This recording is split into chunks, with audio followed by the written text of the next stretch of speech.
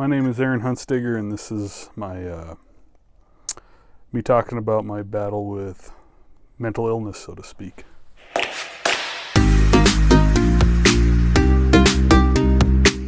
In order to make it all make sense, we have to go back to when I was a kid,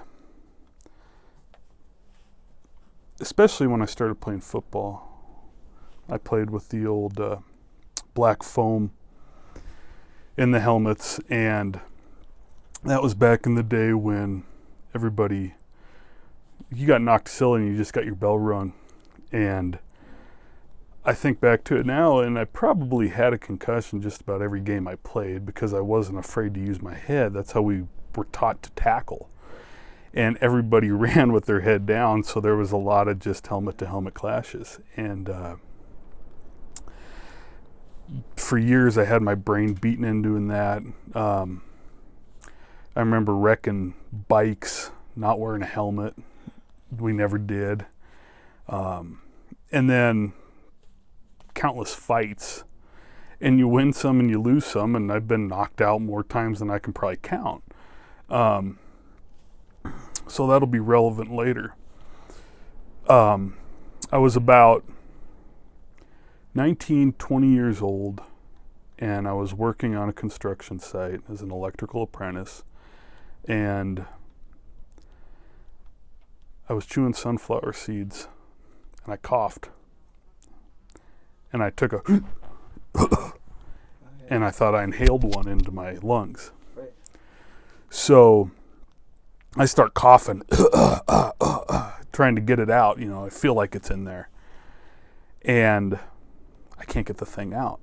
So I just keep forcing myself to cough, and I just feel like it's stuck in there. And one of the guys I was working with is like, "What the hell's wrong with you? What are you doing?" I'm like, "I inhaled a sunflower seed." And he's like, "Well, just drink some water." And I did, and I couldn't get the feeling to go away. Well, then my lips started to get tingly in my nose, and I'm like, "Man, this is weird," and I'm walking around. He's like, "Are you all right?" And I was like, "No, there's something really wrong with me. I think I'm having a heart attack or something."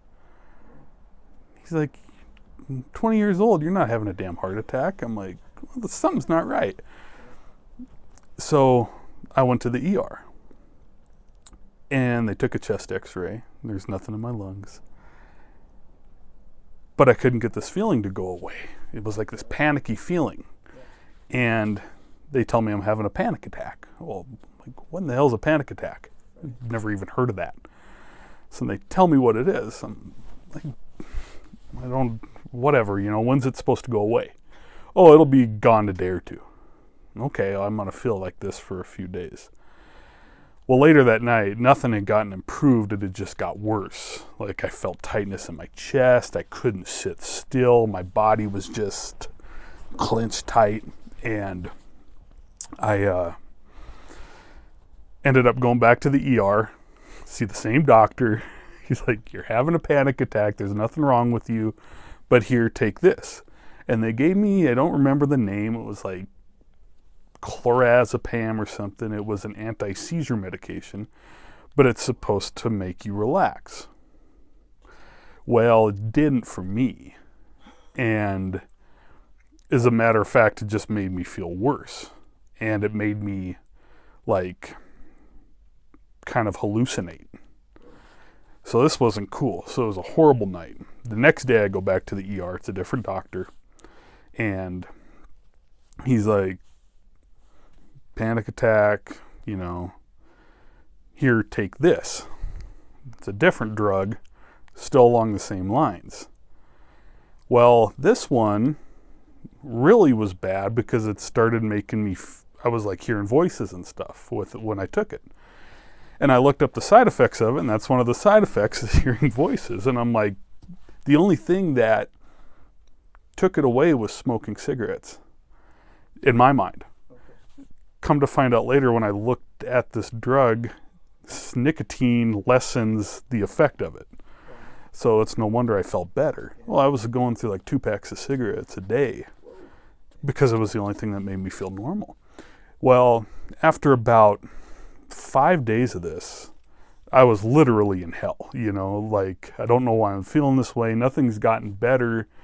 And I wasn't able to relax. I wasn't able to sleep. It was just hell.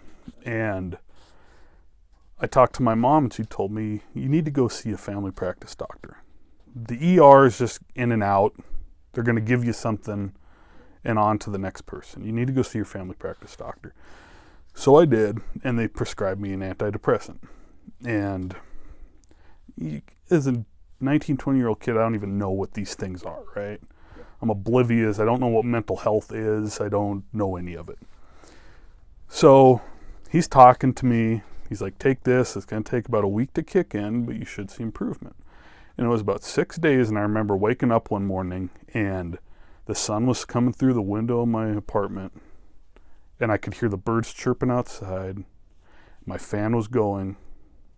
For some reason, this is real vivid to me, but my mind was at peace. It was no longer racing. I didn't have the tightness in my chest, any of that. I felt like, okay, we're turning the corner. And we did. I went on with my life. Taking that mild dose of antidepressant was just part of life now.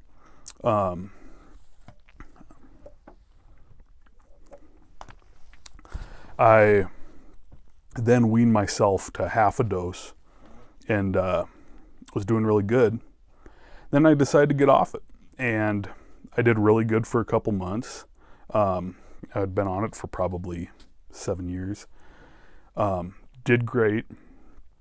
And then those antidepressants change the way your body metabolizes things.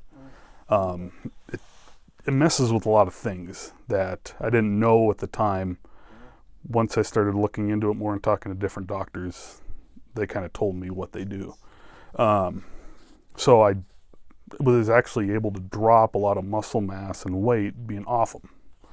And felt really good, a lot more energy for some reason. And I would go running just about every day. And one day I was going for a run in Salls Creek, and I got home and I was watching TV, and I started getting this like cough and this tightness in my chest. And all of a sudden, like, the lips start tingling.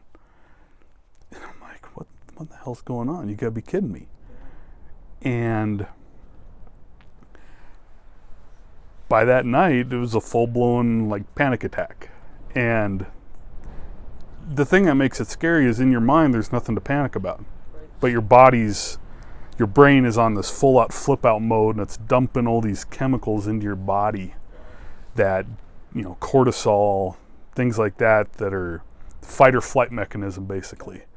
And the weirdest part is there's nothing to fight or flight about, but your body's just ready for it, you know? And, you know, when you say fight or flight, people think like you're ready to just start hurting people, and that's not what it is. But apparently the science behind it is your body pulls all the, first it dumps these endorphins to your muscles to give you more strength and stuff. But after that initial dump, then it pulls blood into the organs. So that's where the tingling comes from and stuff like that. As much as I can understand from it, I'm not an expert. So anyway, I back on the drugs, and things get good. And then I decide, it was about a year ago, that I would try to get back off them again. Because I was back down to the half dose, and I functioned just fine, but I don't want to take anything. And I did that I was off them for about a week. And then things aren't right, you know. I've always been sensitive to how my body feels. And I can feel things aren't normal. Things are different, you know. And so I went and I wanted answers. And you go to normal family practice doctor, and they're great, but they can't help you with everything. Yeah. So I went and saw a different doctor who kind of specializes in osteopathic and kind of getting down to the root of the problem. He's an MD as well. And I talked to him, and he asked me, he's like, so have you ever had head trauma? And I'm like, well, yeah, tons of times. You ever been knocked out? Oh, yeah. How many times? Well, more times than I can count. And he's like, well, what was the worst one that ever happened? And I tell him, well, I remember one time talking to somebody, and all of a sudden, next thing I know, I'm on my butt. I got hit from behind. And I remember trying to get up. And then the next thing I know, I'm flat on my stomach. Well, apparently talking to somebody else that was there, the guy ran up and kicked me square in the face after he punched me. So, and I don't know how long I was out for.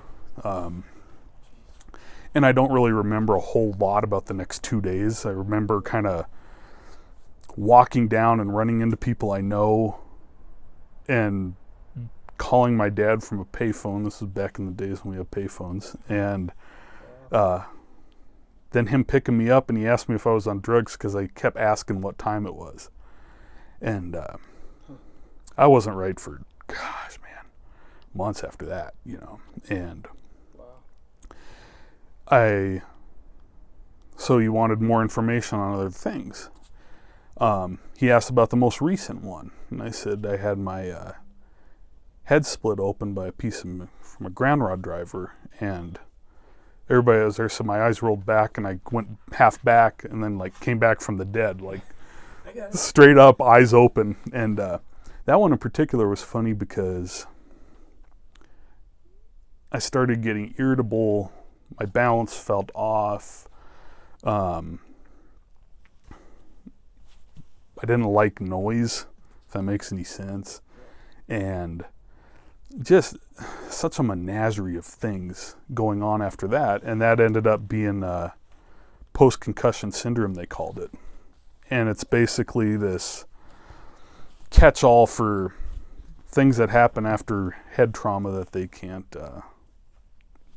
fix, can't explain type thing. And when you ask them if it ever goes away, well, yeah, usually it'll go away, but sometimes it doesn't. So talking to the doctor, what I learned is that in his opinion, he doesn't think I have a panic disorder. He thinks that I have had so much head trauma throughout the years that it's starting to manifest this way. He thinks that the wiring, so to speak, is mixed up. And that would explain, I'd complain about my balance being off some days, and he found that my, I want to say an ocular bone, it's some kind of little bone in the ear, is off kilter. And he's able to kind of get that put back into place, and it makes a huge difference for me. Is that like chiropractic type thing? Or no, I think they call it an Epley maneuver, where he turns your head and shakes it when it's kind of hanging off of a table. But then he'll just put his fingers in there and kind of do little things. And he's able to line it up. It's pretty impressive. Things that I thought were kind of just part of getting old, come to find out, are probably from this prolonged head trauma that I've had. And he was able to, there's days when I'm moody, and he said it has something to do with the sympathetic and asympathetic, I think he calls it, system in your body. He's able to kind of work with that. And this is all stuff I didn't believe in until I went and saw the guy. And he's been able to work wonders with my shoulder and then everything else. He talks about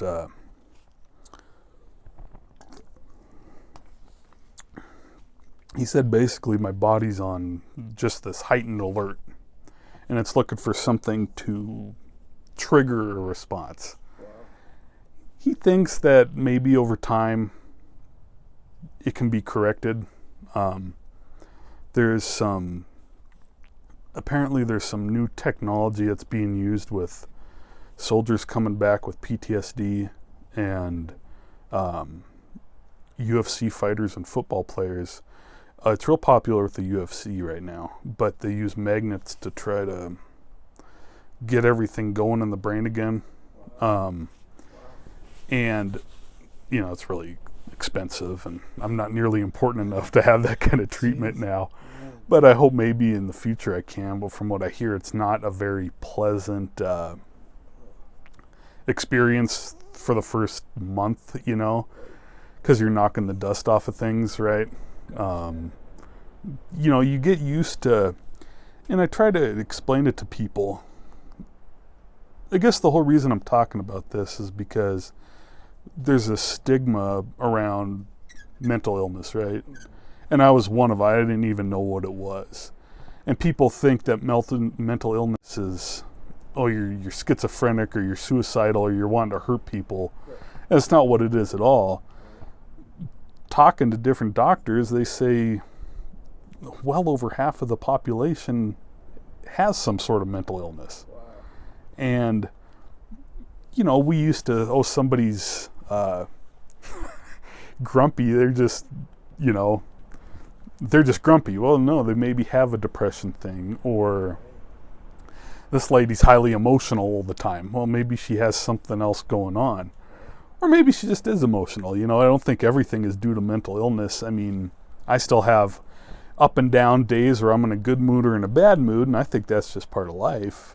I don't think that it's a manic depressant, But I just don't feel that way. Maybe other people do, but I don't. But, I just wanted to be able to talk about it, to get it off my chest of,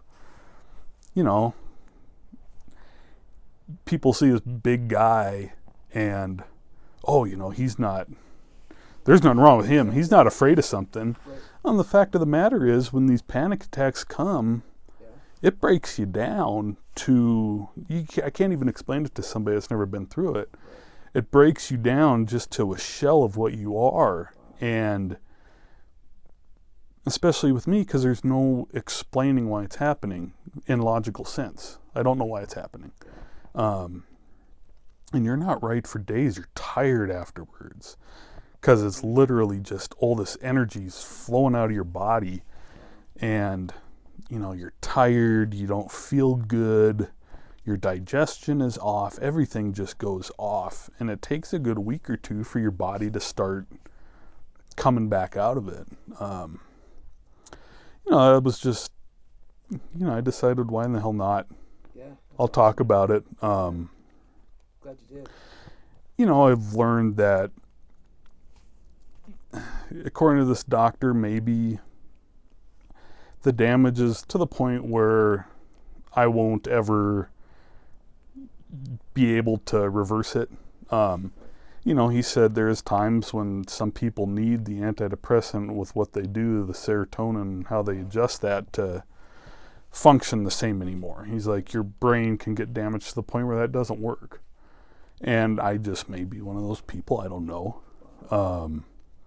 But, I think it's important for people to, it's something a lot of people don't want to talk about.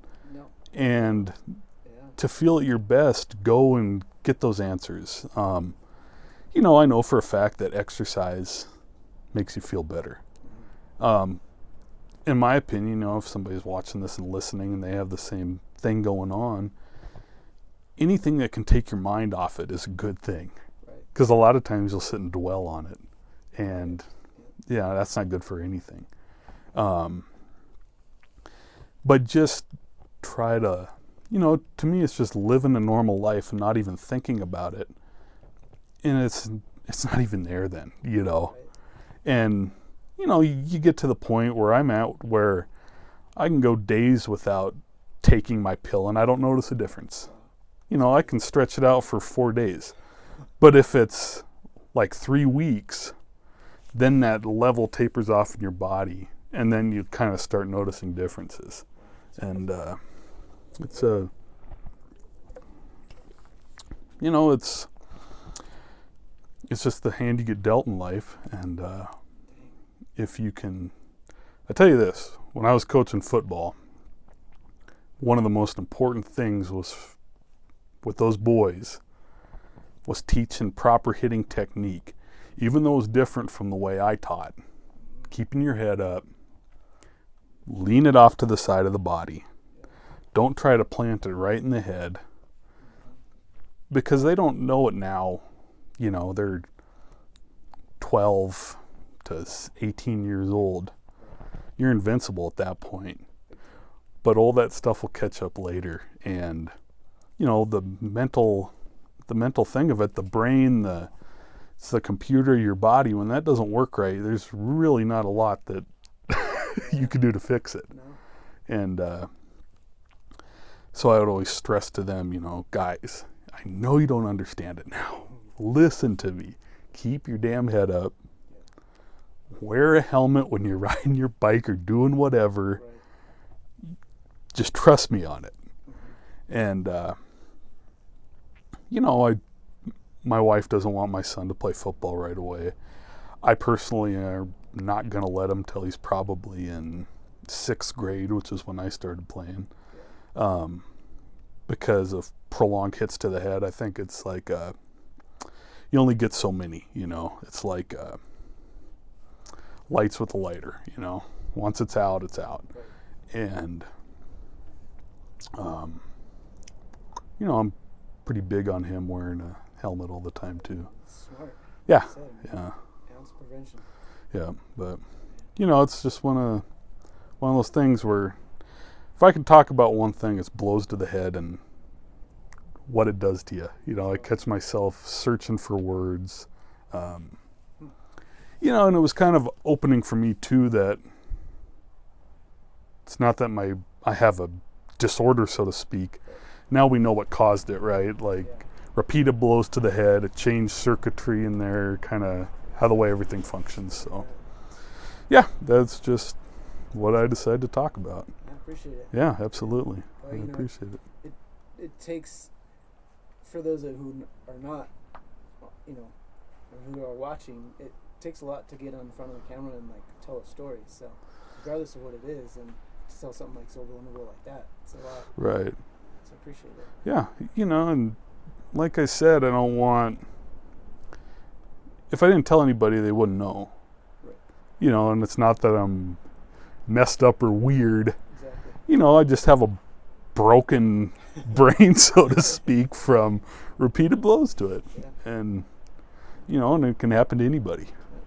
And by you telling the story, maybe some listeners will actually pay attention to that and either maybe like find something out for themselves or prevent their kids to you know, be smarter. Oh, I really do. I mean, people that are struggling with it, you know, just even talking about it makes a world of difference. I went and saw counselors, psychiatrists. She was a psychiatrist, and tried to talk about things. We soon found out that it wasn't that I had some kind of, I wasn't scared about a certain thing. There was something else going on, and that's when I went and saw this doctor. That's crazy. Because I wasn't the normal case that you get of people that are just scared of everything in the world. Yeah. So. Cool. I appreciate you Yeah. coming, man. Absolutely. Yeah. Thanks for having me on. Yeah, sweet. Appreciate it. Yep.